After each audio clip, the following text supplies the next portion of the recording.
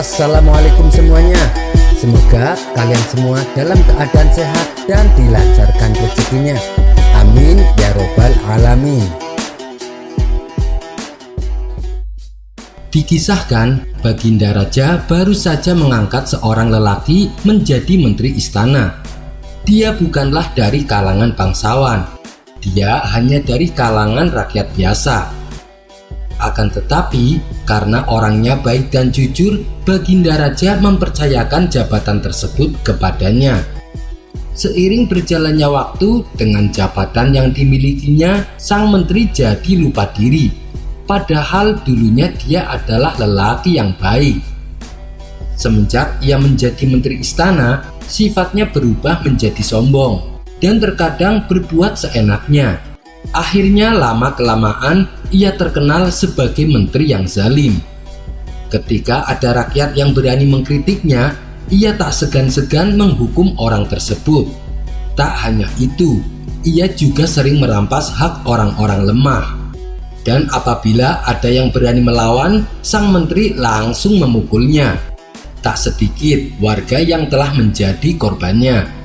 Karena sudah tak tahan dengan ulah menteri tersebut, para warga sepakat akan memberinya pelajaran. Maka disusunlah sebuah rencana untuk menjebak sang menteri. Ternyata rencana mereka berjalan lancar. Sang menteri berhasil dijebak dan dikeroyok warga hingga babak belur. Kabar tentang pengeroyokan tersebut akhirnya sampai juga ke telinga Baginda Raja. Maka dibawalah para warga ke istana untuk dimintai keterangan. "Kenapa kalian memukuli menteri saya?" tanya Baginda Raja. "Ampun Paduka yang mulia, dia sudah seringkali berbuat zalim kepada kami. Terpaksa kami memberinya pelajaran," jawab mereka. Para warga pun lalu memberitahu tentang semua perilaku sang menteri selama ini. "Kalau memang seperti itu, kalian tidak boleh main hakim sendiri. Laporkan saja kepada saya, biar saya yang akan bertindak," tutur Baginda Raja. "Bagaimana kami bisa melaporkan? Sementara para prajurit penjaga gerbang istana melarang kami untuk masuk," ujar para warga. Memang pada saat itu, beberapa minggu yang lalu Baginda Raja sedang kurang sehat, sehingga ia menyuruh prajurit penjaga gerbang istana untuk melarang siapapun menemuinya. Akhirnya setelah pertemuannya dengan warga, Baginda Raja mencopot sang menteri dari jabatannya. Namun, Baginda Raja tidak tega untuk menghukumnya. Karena menurutnya, sang menteri sebenarnya adalah orang yang baik. Tapi kalau ia tidak menghukumnya, ia khawatir akan dianggap sebagai raja yang tidak adil dan bijak. Di tengah-tengah kebingungannya ini, ia pun berencana minta saran dari Abu Nawas. Akan tetapi, ketika Abu Nawas dipanggil ke istana, ia tak mau menghadap. Abu Nawas malah menyuruh Baginda Raja untuk datang ke rumahnya. Meskipun merasa kesal dengan ulah Abu Nawas ini, Baginda Raja terpaksa menuruti kemauannya. Maka pergilah ia ke rumah Abu Nawas. Sesampainya di sana, ia mendapati Abu Nawas sedang berada di atas atap rumah bersama keledainya. "Wahai Abu Nawas, turunlah, ada yang ingin aku bicarakan," kata Baginda Raja. "Baik Paduka yang mulia," balas Abu Nawas. Ketika ia mengajak keledainya turun serta, si keledai menolaknya. Sepertinya si keledai menyukai berada di atap rumah. Abu Nawas pun berulang kali menariknya dengan paksa. Namun si keledai tetap saja tidak mau turun. Yang ada malah membuatnya berontak dengan membentur-benturkan kakinya di antara genteng. Lama-kelamaan, atap rumahnya menjadi bergetar.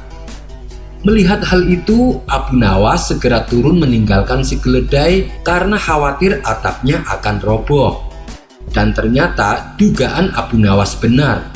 Tak berapa lama setelah ia turun, atap rumahnya roboh dan keledainya ikut terjatuh ke bawah. Akibatnya, si keledai mengalami luka yang cukup parah. Tangan dan kakinya patah dan kepalanya berlumuran darah. Dan yang lebih menyedihkan, si keledai akhirnya mati. Abu Nawas pun tak sanggup menahan tangisnya.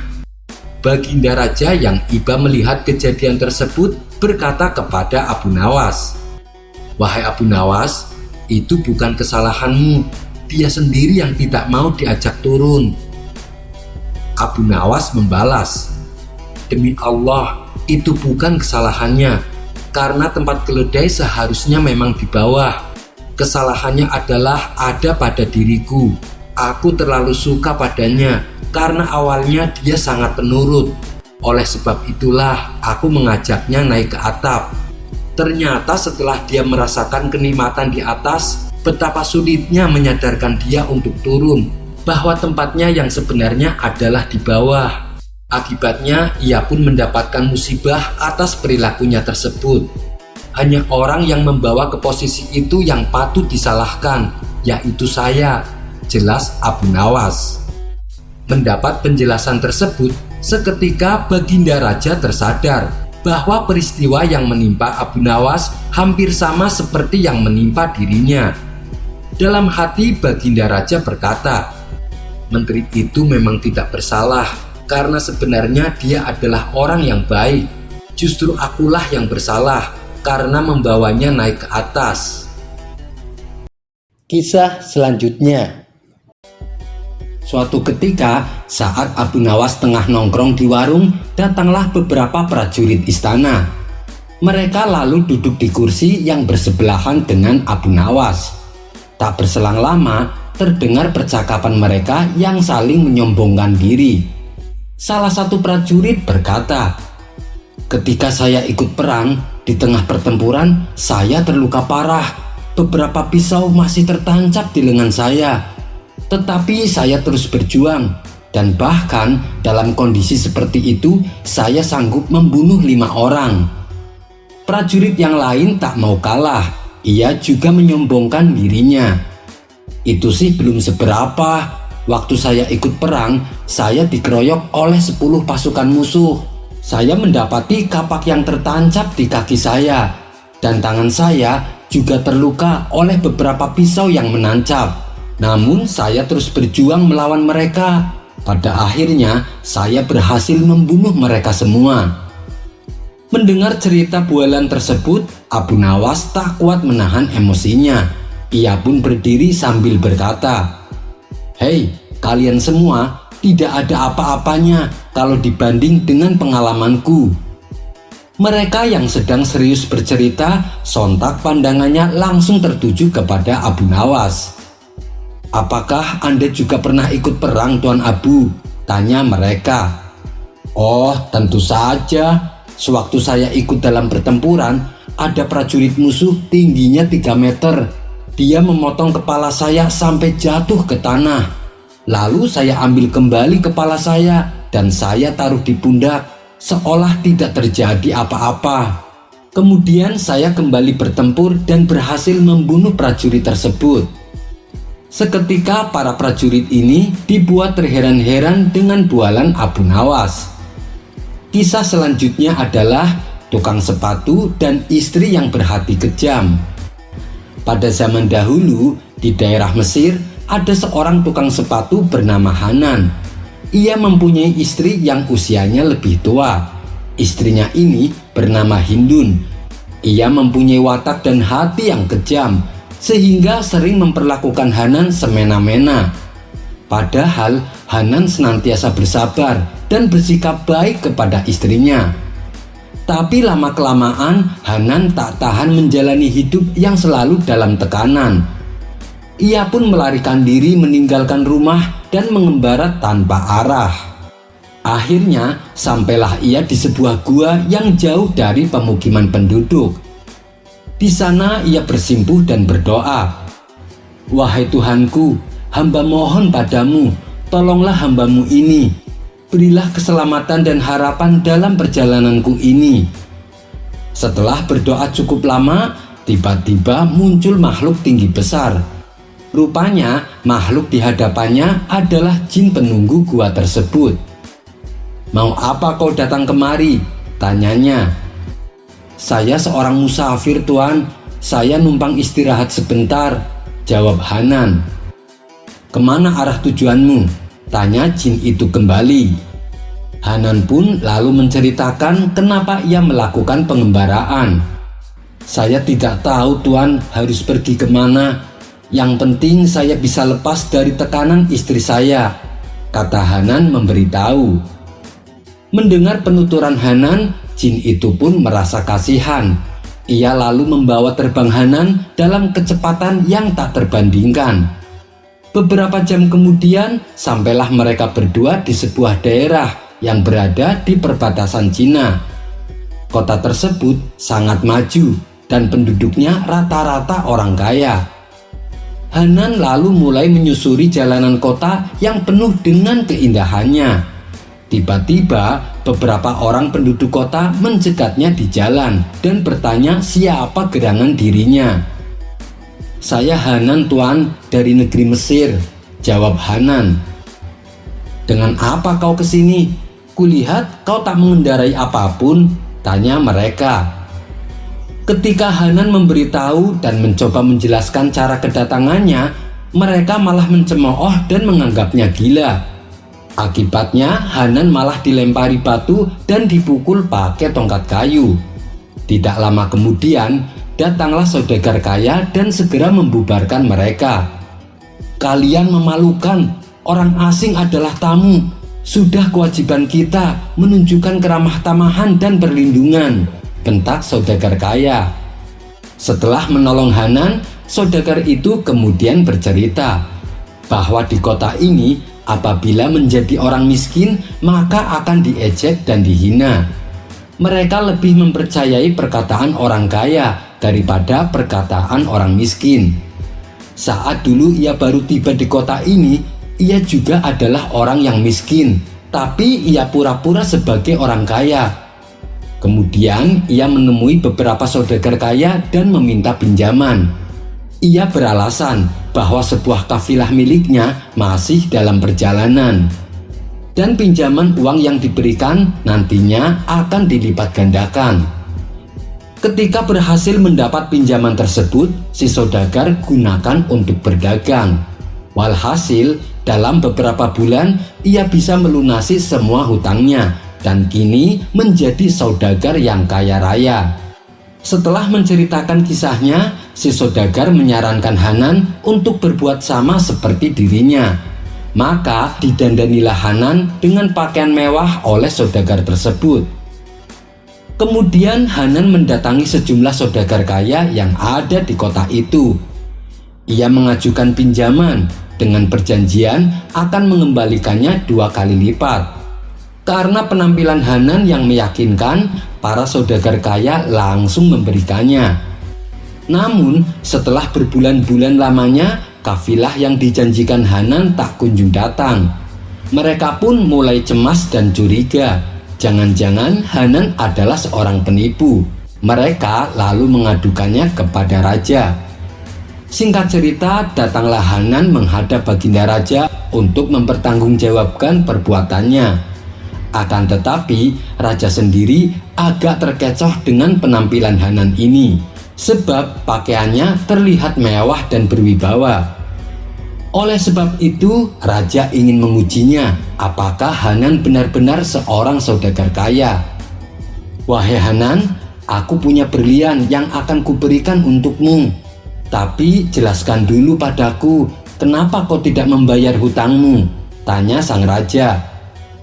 "Begini Paduka Raja, kafilah yang membawa permata saya sampai saat ini belum datang. Adapun mengenai berlian yang akan Paduka berikan, lebih baik Paduka simpan saja," ujar Hanan. "Kenapa kau menolaknya? Ini kan berlian yang sangat mahal," kata sang raja. "Maaf Paduka, tapi bila dibandingkan dengan permata-permata saya, berlian Paduka tidak ada nilainya," timpal Hanan. Karena dikuasai kerakusan, raja itu membebaskan Hanan dan mengirim pesan kepada para saudagar agar berdamai dengan Hanan. Kemudian sang raja memutuskan untuk menikahkan putrinya dengan Hanan. Keputusan raja tersebut ternyata mendapat pertentangan dari penasehat istana. Ia menganggap bahwa Hanan adalah seorang penipu. Namun sang raja menganggap bahwa sikap penasehat istana hanyalah karena didasari rasa cemburu. Sebab selama ini penasehat istana menaruh rasa cinta kepada putri raja.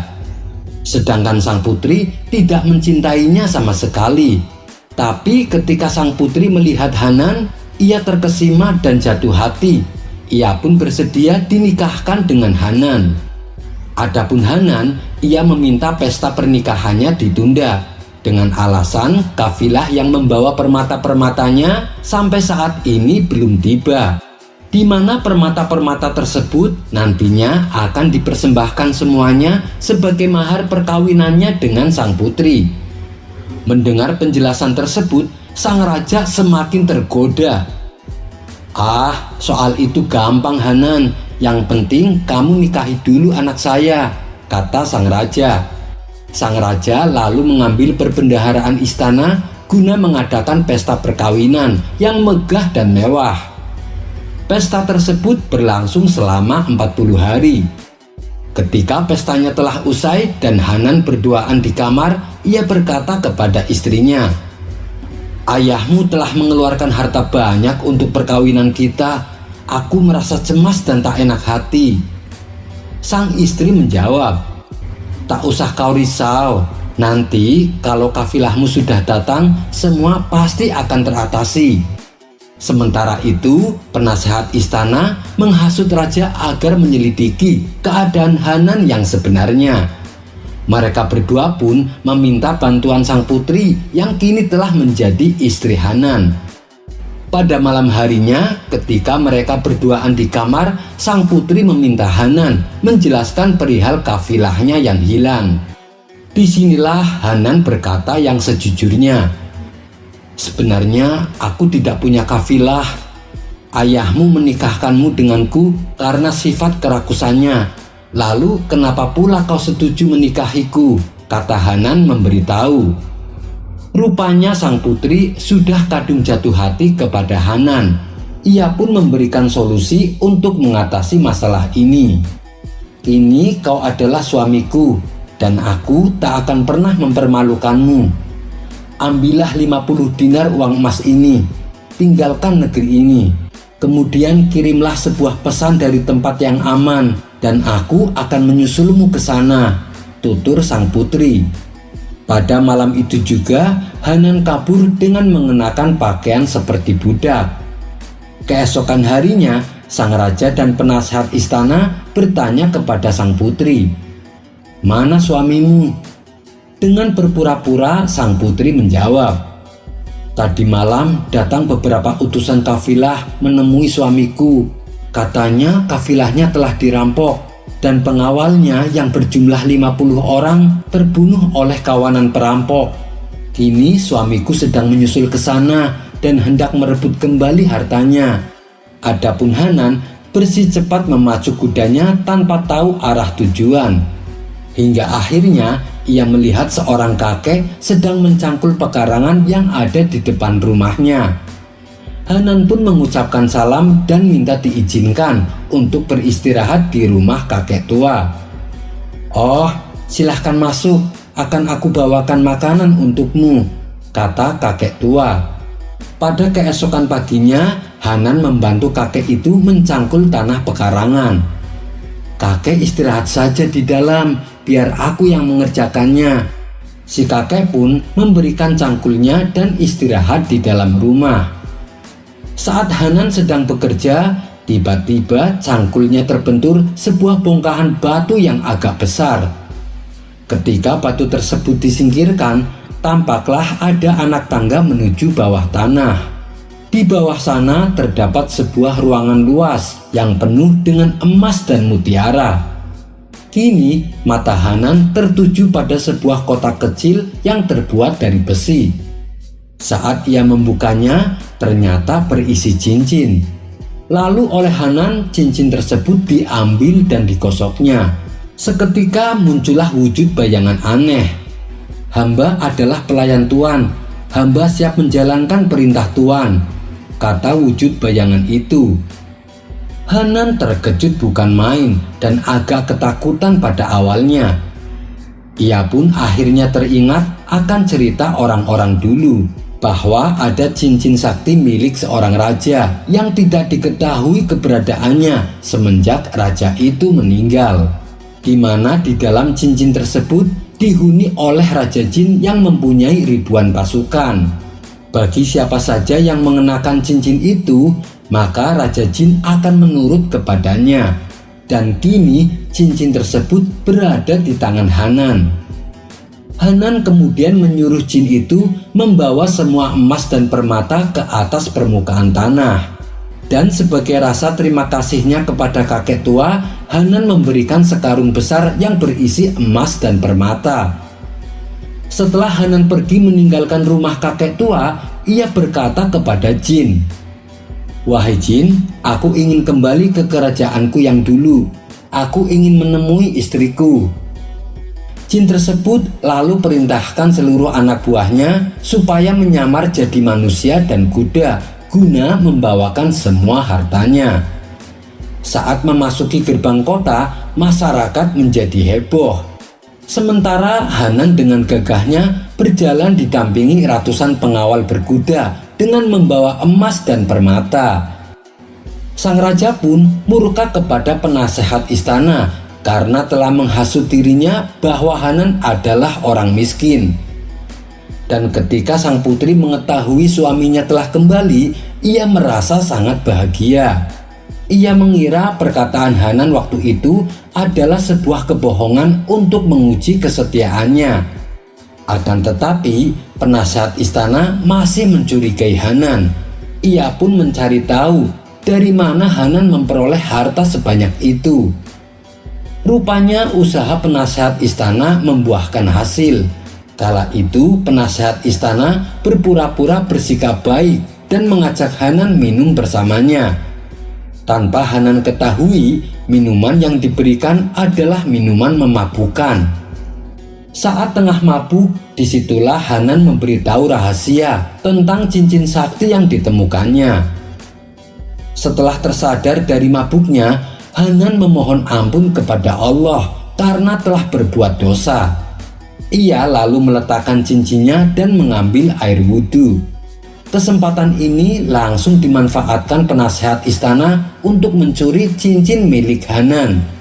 Ia lalu perintahkan jin penghuni cincin supaya membuang Hanan dan sang raja di sebuah lembah yang jauh. Kini kerajaan dikuasai olehnya dan ia hendak memperkosa sang putri. Tapi ketika ia mencoba melakukan niat jahatnya, sang putri berhasil melepaskan cincin darinya. Tanpa membuang waktu, sang putri langsung menggosoknya. "Wahai jin, belenggu orang ini dan masukkan ke dalam tahanan," perintah sang putri. Dalam sekejap, si penasehat istana sudah berada dalam tahanan dengan keadaan terikat.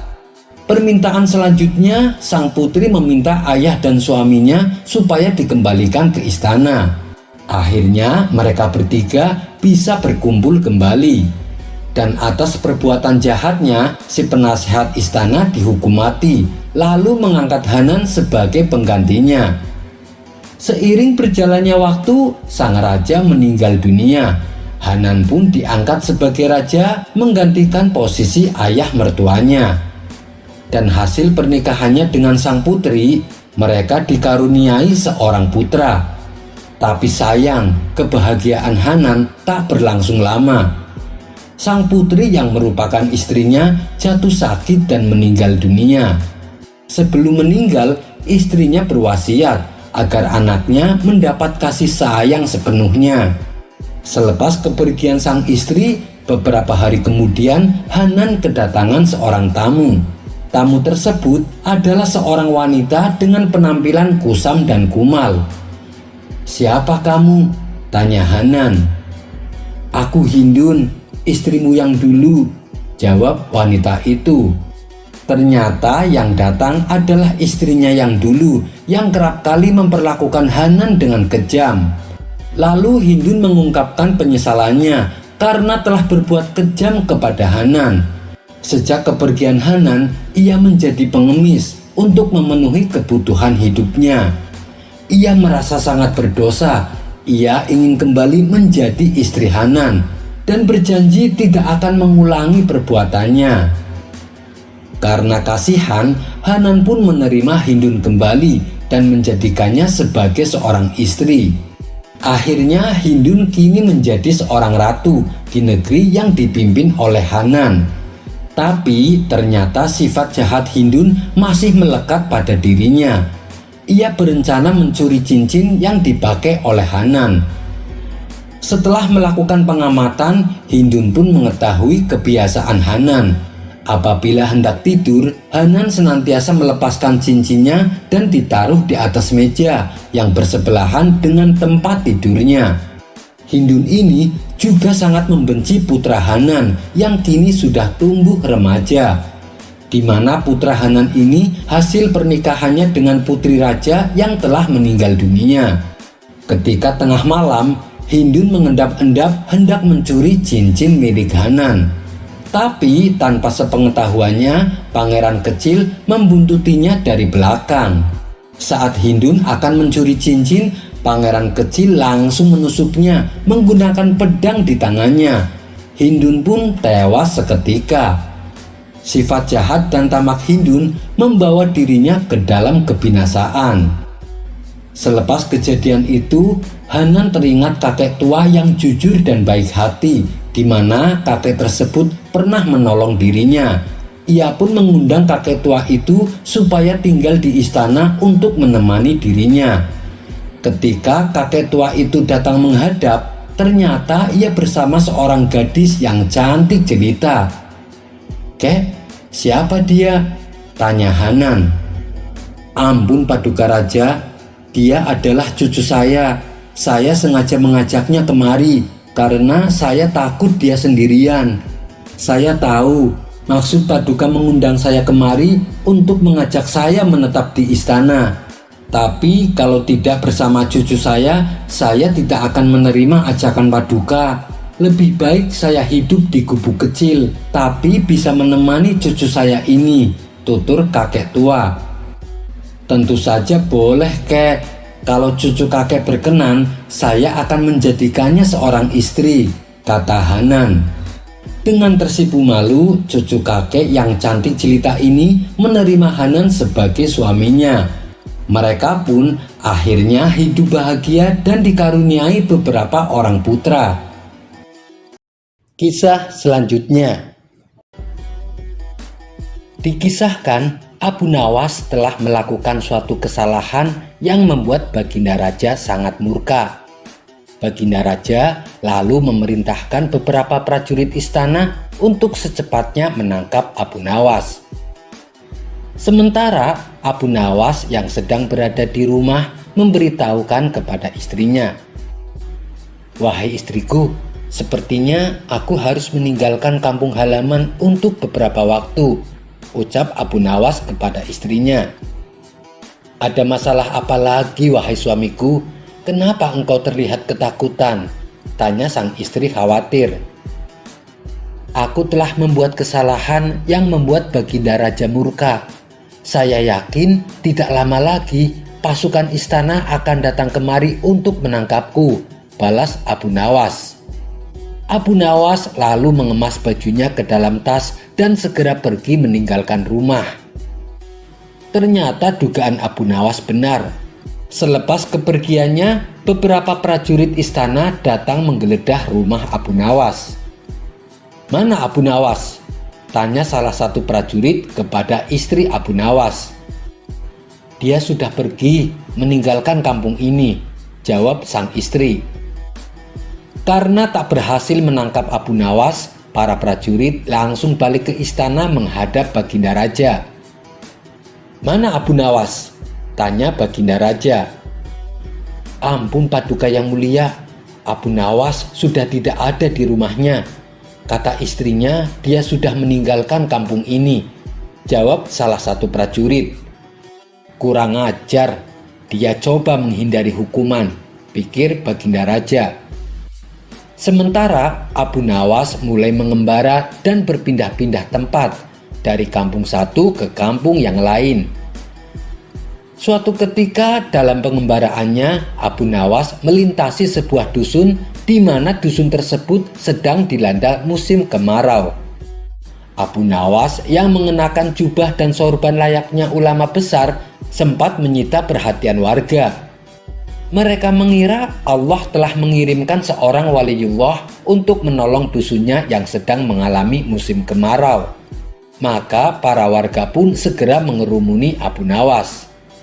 "Assalamualaikum Syekh, sudilah kiranya Tuan Syekh mampir sebentar di rumah kami," pinta seseorang yang merupakan kepala dusun tersebut. Sebenarnya Abu Nawas sudah menolaknya, namun karena para warga memaksa, ia pun mau tidak mau menerima ajakan mereka. Di rumah kepala dusun, Abu Nawas dijamu berbagai macam hidangan. Ia diperlakukan istimewa layaknya raja. Setelah Abu Nawas selesai memakan hidangan, ia pun bertanya kepada para warga, "Apa yang membuat kalian memperlakukan saya sedemikian istimewa, padahal kalian tidak mengenal saya?" Para warga lalu mengadukan permasalahannya kepada Abu Nawas. "Begini Tuan Syekh, dari penampilan Tuan, kami yakin kalau Tuan adalah ulama besar yang dikirim oleh Allah untuk membantu desa kami," tutur kepala dusun. "Memangnya apa yang menimpa desa kalian?" tanya Abu Nawas. "Sudah berbulan-bulan desa kami mengalami musim kemarau. Tanaman-tanaman sudah pada mati. Air persediaan kami tinggal beberapa ember saja. Doakanlah desa kami wahai Tuan Syekh, agar desa kami diturunkan hujan," pinta kepala dusun. Sejenak Abu Nawas terdiam mendengar keluhan mereka. "Aku sendiri sudah berbulan-bulan tidak mandi dan bajuku sudah lama tidak dicuci. Padahal tujuanku ke sini untuk menumpang mandi," pikir Abu Nawas. Tidak berapa lama muncullah ide cemerlang di otaknya. "Baiklah, saya akan memanjatkan doa kepada Allah supaya desa kalian diturunkan hujan. Tapi ada syaratnya," ujar Abu Nawas. "Apa itu syaratnya Tuan Syekh? Kami bersedia melakukannya," balas kepala dusun. "Syaratnya adalah kumpulkan semua air persediaan kalian dan taruh di tengah lapangan," perintah Abu Nawas. Maka datanglah tiap kepala keluarga dengan membawa air terakhir yang mereka miliki. Total air yang terkumpul hanya 2 ember saja. Kemudian air tersebut ditaruh di tengah lapangan. Abu Nawas lalu melepas bajunya dan mencucinya dengan air di ember pertama. Sedangkan air di ember kedua ia gunakan untuk mandi. Melihat hal itu, para warga pun menjadi terkejut. Bahkan ada salah satu warga yang berteriak kepada Abu Nawas, "Wahai Tuan Syekh, itu air terakhir persediaan kami yang rencananya untuk minum anak-anak kami." Perbuatan Abu Nawas ini tentunya mengundang reaksi kemarahan warga. Ada yang mencemooh, ada yang membentak, ada pula yang menghujat.